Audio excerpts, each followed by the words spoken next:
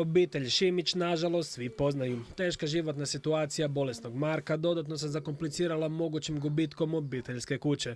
Tu srećom uskaču dobri ljudi na čelu s Daliborom Horvatom. Dug koji moramo vratiti banki je 42.772 eura i do sada smo uplatili do 28.4. smo zadnji dan uplatili 120.000 kuna i 27.3. 30.000 kuna, znači ukupno su banci do sada uplatili 150.000 kuna, a skupili smo u ovoj akciji negdje oko 200.000 kuna plus minus.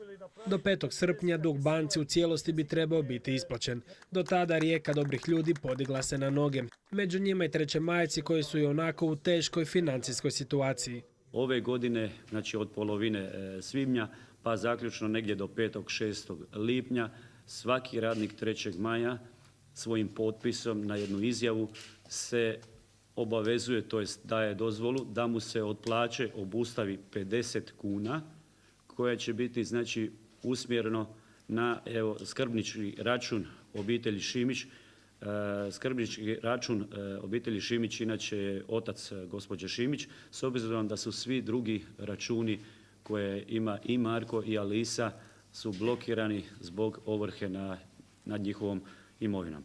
Marko je bio zaposlenik 3. maja gdje je radio kao zavarivač i na ovaj način njegove kolege i prijatelji pokušat će pomoći u nastojanju da obitelj Šimić ne ostane bez obiteljske kuće. Marko Šimić jako je vredan, hrabar, nikad posao nije odbio, vredan svako toliko, ali bolest ne pita. Nažalost, ovo što je inače vredan. Kogod sam radio, nikad nije rekao ne, uvijek mi nauči što god nisam znao, pitao sam, bio stvarno, jako mi je teško kad pričamo njemu ovako. Ja sam njegov učenik, on je mene učio da varim sa jednim strojem. Jako je dobar čovjek, žao mi je što se desilo i apeliramo na sve građane u Hrvatskoj da pomognu ovoj obitelji. Finale humanitarne akcije održat će se na Viškovu velikim koncertom na kojem će nastupiti Jole, Giuliano, Klapa Grobnik, Šajeta, Gane Rimatore, Mauro Stara i La Banda.